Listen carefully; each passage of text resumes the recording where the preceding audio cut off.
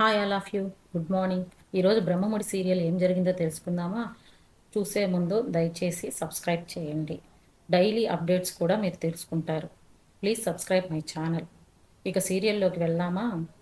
మాయా రుద్రాణీలు బాబును కంట్రోల్ చేయలేక టెన్షన్ పడుతూ అటు ఇటు తిరుగుతా బాబును ఆడించాలని చూస్తూ ఉంటారు.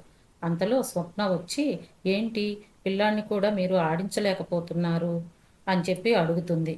ఆ మాత్రం బుజ్జగించలేవా, నువ్వు కన్న తల్లివేనా అని అడుగుతుంది. దానికి అవును నేను తల్లినే అని చెప్పి మాయ అంటుంది.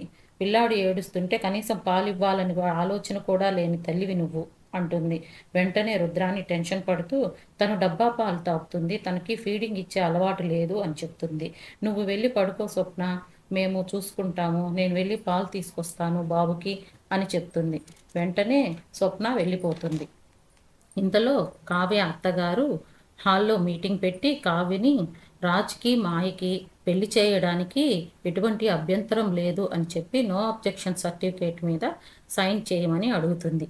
వెంటనే తన భర్త మరిది అందరూ కలిసి, ఎందుకు ఇలాంటి కండిషన్స్ పెడుతున్నావు అపర్ణ, నిన్నే ఈ గొడవ అయిపోయింది కదా, మరలా ఎందుకు పదే పదే దాన్ని తవ్వుతున్నావు అని చెప్పి అంటారు.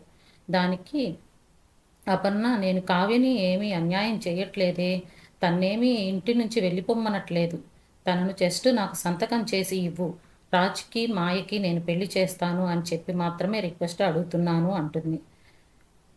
ఇంట్లో నుంచి వెళ్ళిపో అని చెప్పి నేను గట్టిగా ఏం తనకి చెప్పట్లేదు అని చెప్పి అడుగుతుంది.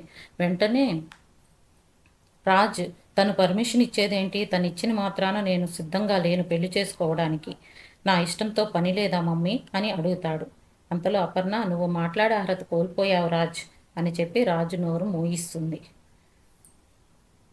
వెంటనే స్వప్న, తన రాజు తప్పు చేస్తే కావ్యకి పనిష్మెంట్ ఇస్తున్నారు, ఇది ఎక్కడి న్యాయం, రాజు చేసిన తప్పుకి కావ్య ఎందుకు బలైపోవాలి అని తనని గట్టిగా ప్రశ్నిస్తుంది. నా చెల్లి జీవితాన్ని ఏం చేయాలనుకుంటున్నారు మీరు అని అపర్ణని క్వశ్చన్ చేస్తుంది. అంతలో కావ్య, నేను సంతకం చేస్తాను అని చెప్పి అంటుంది. అందరూ ఫ్యామిలీ మెంబర్స్ అంతా తననే చూస్తూ ఉండిపోతారు. కానీ కావ్య తన మైండ్లో పెళ్ళికి ఇంకా టైం ఉంటుంది, ఆ లోపు మాయా యొక్క నిజస్వరూపాన్ని నేను బయట పెట్టగలను అన్న కాన్ఫిడెన్స్తో నేను సైన్ చేస్తాను అని చెప్పి చెప్తుంది. నాకేమి అభ్యంతరం లేదు అని రాసిస్తాను అని చెప్పి అపర్ణతో అంటుంది. అందరూ కావ్యని ఆశ్చర్యంగా చూస్తూ ఉంటారు. వెయిట్ చేద్దాం కావ్య, ఆలోచించుకుందామమ్మా, ఎందుకు తొందరపడుతున్నావు అని చెప్పి తన మామగారు అడుగుతారు. లేదు మావయ్య, నేను సైన్ చేస్తున్నాను, నన్ను ఎవరైనా ఆపదలుచుకుంటే సారీ, నన్నెవరూ ఆపొద్దు, నా మీద ఒట్టే అని చెప్పి సైన్ చేసి అపర్ణకి డాక్యుమెంట్స్ ఇస్తుంది.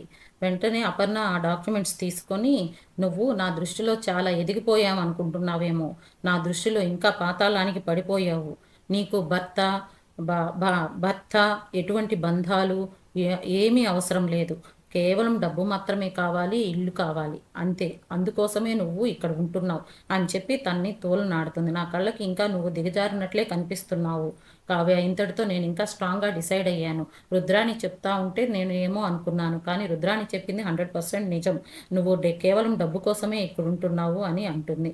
ఇంతటితో సీరియల్ ముగిసిపోతుంది. రేపటి ఎపిసోడ్లో ఏమి జరిగిందో రేపు చూద్దాం. Bye all of you, thank you, subscribe my channel.